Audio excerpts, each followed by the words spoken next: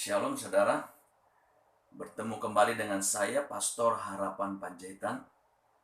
Saya hari ini akan membahas atau men-sharingkan tentang mata. Saudara, mata adalah sesuatu yang sangat berharga bagi seluruh tubuh atau hidup manusia. Karena apa saudara? Karena dengan matalah kita bisa melihat terang dan gelap. Dengan matalah kita bisa melihat yang cantik atau jelek. Dengan matalah kita bisa mengetahui malam atau siang. Jadi mata itu sesuatu hal yang sangat penting dari kehidupan manusia. Oleh karena itu, mata ini harus kita jaga dengan baik. Karena apa? Karena mata ini adalah jendela atau pintu dalam kehidupan kita. Apa yang kita lihat itu sangat mempengaruhi. Sekali lagi, apa yang kita lihat setiap hari itu sangat akan mempengaruhi bagaimana kita menjalani kehidupan kita. Kita akan bisa kuat atau lemah, itu sangat tergantung apa yang kita lihat, apa yang kita tonton, apa yang kita perhatikan setiap hari. Karena apa? Karena mata adalah jendela dan pintu untuk masuk setiap informasi apa yang mengisi dalam kehidupan kita. Sebab itu kita harus menjaga mata kita. Kita harus belajar fokus melihat bukan hal-hal yang negatif, bukan hal-hal yang jelek, bukan hal-hal yang melemahkan, bukan hal-hal yang menakutkan.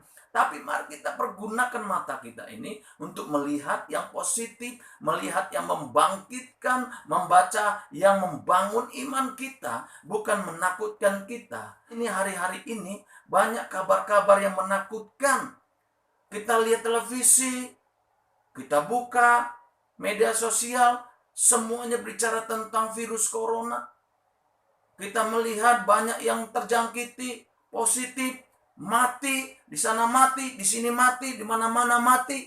Kita melihat setiap hari seperti itu. Di dalam televisi kita lihat selalu seperti itu, yang negatif, yang menakutkan, sehingga membuat iman kita mulai goncang, sehingga membuat kita menjadi orang yang parno. Ketakutan yang sangat luar biasa. Karena apa? Karena kita selalu melihat yang negatif. Kita harus mengisi dengan mata kita apa yang kita lihat. Itu hal-hal yang menguatkan.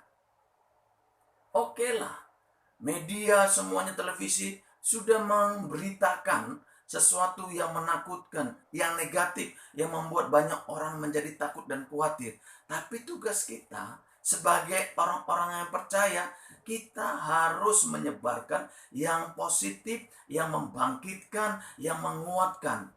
Saudara yang dikasihi Tuhan, perhatikan, mata ini sesuatu yang sangat penting. Nah, oleh karena itu, kita belajar melihat apa yang membangkitkan.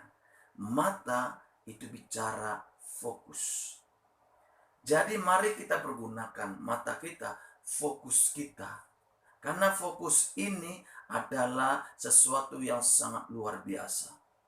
Kekuatannya sangat luar biasa. Ketika fokus, cahaya itu kita fokuskan dengan cermin, bisa cahaya itu membakar sesuatu. Itulah namanya fokus. Luar biasa. Jadi kita juga harus memfokuskan mata kita, fokus kita kepada hal-hal yang positif. Sehingga akan membangkitkan. Itu bisa membakar semangat kita. Menjadi orang yang kuat dan menjadi orang yang optimis, bukan pesimis. Itu tergantung apa yang kita lihat. Jadi kita ini manusia memiliki dua kantong, saudara. Kantong di depan dan kantong di belakang. Seringkali kita ini mengisi kantong di depan, ada hal-hal baik yang kita lakukan dan yang hal-hal yang tidak baik yang orang lain lakukan. Kita isi kantong kita ini di depan hal-hal baik yang kita lakukan dan hal-hal buruk orang lain yang mereka lakukan. Kantong di belakang adalah hal-hal yang buruk yang kita lakukan, yang tidak baik, kita taruh di belakang. Dan hal-hal baik yang orang lain lakukan, sehingga kita taruh di belakang. Artinya apa? Seringkali kita hanya melihat hal-hal baik kita. dan melihat hal-hal yang buruk atau hal-hal yang tidak baik yang orang lain lakukan. Kita selalu melihat apa yang kita lakukan, hal-hal baik. Kita sehingga melupakan hal-hal baik orang lain. Karena apa? Kita letakkan kebaikan mereka itu di belakang. Kita tidak pernah melihat keburukan kita. Kita tidak pernah melihat kejelekan kita. Karena apa? Kita taruh kebaikan, keburukan kita dan kebaikan orang lain itu di belakang. Sehingga kita hanya melihat kebaikan kita. Dan ini akan membuat kita menjadi orang yang selalu menuntut orang lain melakukan kebaikan. Kamu tidak pernah melakukan kebaikan. Aku sudah melakukan ini. Aku sudah melakukan itu. Aku sudah melakukan ini sama kamu. Kamu harus begini, harus begitu. Sehingga kita hanya melihat kebaikan kita. Kita tidak bisa melihat kekurangan kita. Saudara, jadi kita harus balikkan.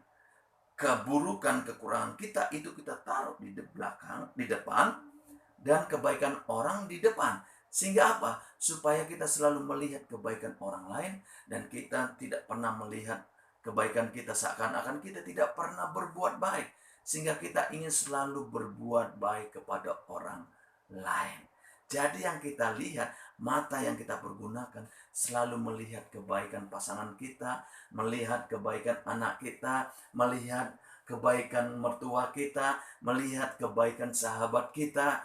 Itu yang kita setiap hari kita lihat. Sehingga kita akan selalu bisa menerima pasangan kita, bisa menerima anak kita, bisa menerima kekurangan mertua kita, bisa menerima kekurangan sahabat-sahabat kita. Karena apa? Karena kita selalu melihat yang lebih. Hidup kita sangat dipengaruhi dengan apa yang kita lihat. Iman kita bisa mantap, iman kita bisa lemah, itu sangat dipengaruhi dengan apa yang kita lihat. Contoh, ada sebuah ilustrasi tentang burung di dalam sangkar besi dan kucing. Saudara, suatu ketika ada seorang bapak pergi ke tempat kontes burung. Nah, ketika itu ada satu burung yang sangat merdu suaranya dan bapak ini tertarik untuk membeli burung tersebut. Ketika dia tertarik, dia tanya, berapa bapak jual? Tanya dan dikatakan jumlah sekian. Mahal menurut kita. Tapi karena bapak ini tertarik dengan burung ini, dia rela mengeluarkan uang begitu besar, begitu mahal hanya demi burung ini. Terjadilah kesepakatan, oke, deal, dia pulang.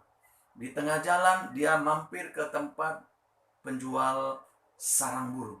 Dia belilah sarang burung, sangkar burung yang terbuat dari besi. Nah, ditaruhlah burung ini di sangkar besi ini. Dan dia pulang. Dia letakkan sampai di rumah, dia letakkanlah burung itu di atas. Digantungkan, saudara. Waktu malam berjalan, bapak ini tidur. Dan burung itu ada di sangkar yang terbuat dari besi. Tiba-tiba ada seekor kucing muncul dari jendela. Ketika muncul ini kucing dari jendela, burung ini melihat. Dia ketakutan, lompat sana, lompat sini, lompat sana, terbang sini, terbang sana, terbang sini, terbang sana. Dia ketakutan. Semakin kucing ini mendekati, semakin ketakutan burung ini terbang sana, terbang sini, tabrak sana, tabrak sini. Kucing itu semakin mendekat dan semakin mendekat. Dia lihat semakin mendekat itu kucing dan semakin ketakutanlah burung ini. Sepanjang malam ketakutanlah burung ini, saudara. Dan tibalah pagi hari. Tuan ini atau bapak ini bangun dan ingin mendengar suara burung yang indah tadi. Yang waktu di kontestan tadi. Apa yang terjadi? Ketika dia lihat burung ini loh. Burung ini mati. Saudara, dari ilustrasi ini.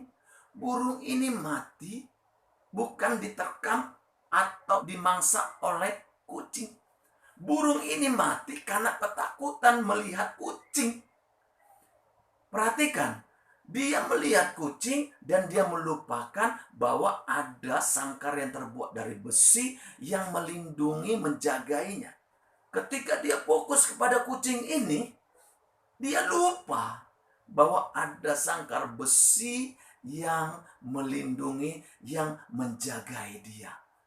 Saudara, Ketika kita fokus kepada masalah, ketika kita fokus kepada persoalan, kita bisa menjadi takut dan itu yang membuat kita menjadi mati.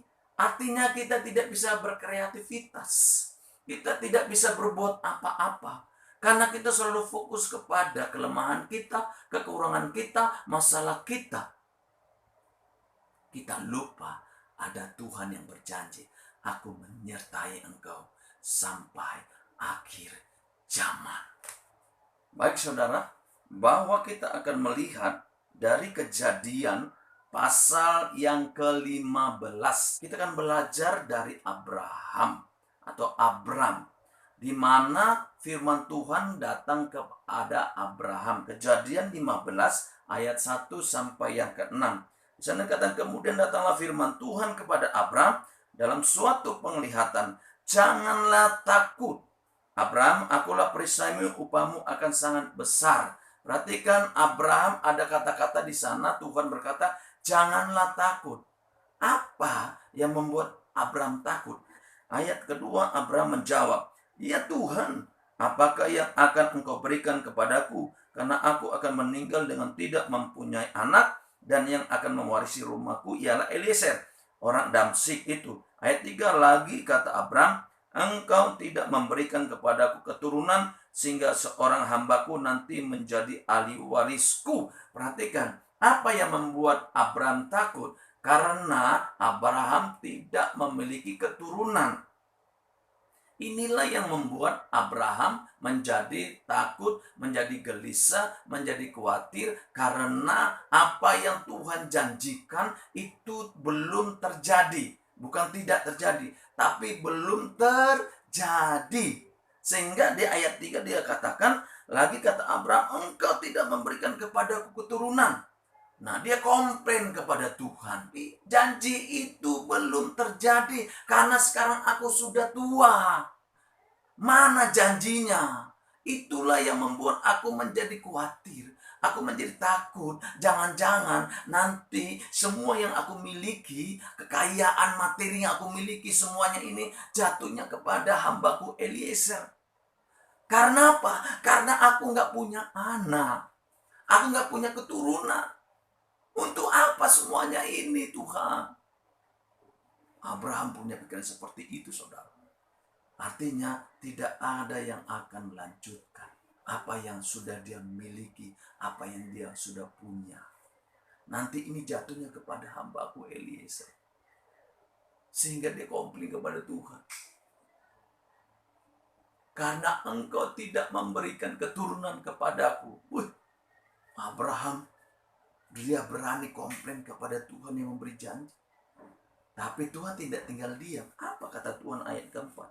Tetapi datanglah firman Tuhan kepadanya, demikian orang ini tidak akan menjadi ahli warismu, melainkan keturunanmu. Jadi Tuhan meneguhkan janjinya, bukan Eliezer hambamu, tapi keturunanmu lah yang akan menjadi ahli warismu Abraham. Sehingga apa yang membuat Abraham itu menjadi takut dan mulai imannya goncang. Kepercayaannya mulai dipertaruhkan. Dia mulai mempertanyakan janji-janji Tuhan yang selama ini yang Tuhan berikan kepada dia. Karena Abraham fokus kepada keadaannya. Saudara, karena Abraham fokus kepada istrinya. Istrinya sudah mandul, sudah tua. Abraham fokus kepada dirinya yang dimana dia sudah tua dan sudah mati pucuk alias impoten dan tidak mungkin bisa memiliki keturunan.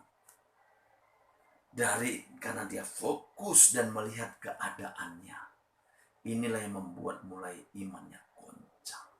Inilah yang membuat mulai Abraham goncang dan mulai mempertanyakan janji-janji Tuhan. Kita pun begitu saudara. Ketika kita fokus kepada keadaan kita dan masalah sekitar kita, fakta yang ada pada kita, kita mulai mungkin goncang iman kita. Kita mulai meragukan janji-janji Tuhan. Tuhan, mana janjimu? Apa janjimu hanya PHP, hanya harapan palsu saja, hanya untuk menyenangkan saja. Abraham pun itu terjadi. Kita melihat apa yang membuat Abraham menjadi takut dan mulai goncang imannya, karena Abraham fokus kepada keadaannya. Karena Abraham selalu melihat dirinya. Kenapa selalu melihat dirinya? Karena Abraham ada di dalam kemah. Dia selalu ada dalam kemah. Coba kita lihat ayat yang kelima. Ayat yang kelima dikatakan, lalu Tuhan membawa Abraham keluar serta berfirman. Artinya apa? Selama ini Abraham selalu ada di kemah. Dia selalu dikungkung oleh konsepnya. Dia selalu dikungkung oleh keadaannya. Dia selalu dikungkung dan selalu melihat dirinya. Karena dia ada di dalam kemah, dia tidak bisa melihat keluar. Dia hanya melihat dirinya dan istrinya Sarah. Dia melihat, aku sudah tua, istriku sudah tua. Dia selalu melihat terus. Dia terus fokus karena dia ada dalam kemah. Dan Abraham harus keluar dari kemah ini. Kita juga harus keluar dari kemah kita. Konsep kita selama ini, kita yang selalu fokus kepada diri kita. Kita harus keluar. Kita harus keluar. Abraham harus dibawa keluar oleh Tuhan dari kemah. Abraham selalu melihat dirinya. Karena apa? Dia selalu akan mengasihani dirinya. Dia tidak bisa melihat janji Tuhan yang selama ini yang Tuhan sudah berikan. Dia karena melihat dirinya, dia melupakan janji Tuhan. Abraham selalu melihat kepada dirinya dan kepada istrinya. Dan itulah yang membuat Abraham mulai khawatir dan takut dan mulai meragukan janji-janji Tuhan. Saudara, saya mau katakan memang faktanya itu benar. Mereka sudah tua, mereka sudah tidak mungkin lagi bisa memiliki keturunan. Ketika fokus kepada faktanya, mereka mulai melupakan, mulai meragukan janji-janji Tuhan. Seperti seekor burung tadi, dia fokus kepada kucing sehingga dia mati ketakutan. Padahal dia ada di dalam atau dalam sangkar yang terbuat dari besi yang kuat. Tidak akan mungkin kucing itu bisa menggigit dia karena dia dilindungi dengan besi. Abraham selama ini dikungkung dengan keadaannya, kekhawatiran, ketakutannya. Dia selalu melihat keadaannya yang tidak mungkin sehingga dia melupakan janji Tuhan yang telah berjanji, engkau akan memiliki keturunan seperti di bintang di langit dan pasir di pantai di lautan. Saudara, faktanya memang benar, tapi kita harus beralih kepada janji Tuhan. Kita terus pegang janji Tuhan yang Tuhan sudah berjanji. Janji apa yang pernah Tuhan berikan kepada saudara. Pegang terus. Jangan sampai janji itu mulai pudar hanya gara-gara keadaan yang Anda alami saat-saat ini, saudara. Dan Tuhan perlu bawa keluar Abraham. Kita lihat dalam Kejadian 15 ayat ke-5. Lalu Tuhan membawa Abraham keluar serta berfirman, coba lihat ke langit. Hitunglah bintang-bintang, jika engkau dapat menghitungnya, maka firman-Nya kepadanya, demikianlah banyaknya nanti keturunanmu. Apa yang terjadi dalam hidup Abraham setelah Tuhan berkata, ayat 6, lalu percayalah Abraham kepada Tuhan, maka Tuhan memperhitungkan hal itu kepadanya sebagai kebenaran. Tuhan harus bawa Abraham dan Tuhan mulai katakan, coba hitung bintang di langit. Kalau engkau bisa menghitungnya, seperti itulah nanti keturunanmu. Tuhan memperbarui, meneguhkan janjinya kembali. Mengingatkan kembali janji yang pernah Tuhan berikan. Sehingga ketika Tuhan ingatkan kembali janjinya yang pernah Tuhan katakan kepada Abraham. Apa yang terjadi pada Abraham? Abraham mulai dikuatkan dan bangkit. Dan dia percaya kepada Tuhan. Yang tadi mulainya meragukan janji Tuhan, sekarang dia percaya kepada Tuhan. Karena apa? Karena Tuhan sudah bawa Abraham keluar dari kemahnya. Saudara, kita harus keluar dari situasi kita. Kita harus keluar dari ketakutan kita. Dan kita harus melihat janji-janji Tuhan. Di mana Tuhan berjanji, pasti Tuhan genapi. Tetap pergunakan mata kita melihat dan fokus kepada janji Tuhan. Jangan fokus kepada keadaan situasi kita. Ketika kita fokus kepada situasi kita, kita bisa melemah dan mulai meragukan janji Tuhan. Tapi kita akan fokuskan mata kita kepada janji Tuhan, perkataan Tuhan, bahwa Tuhan akan menyertai, melindungi, meluputkan kita dari mara bahaya. Tuhan Yesus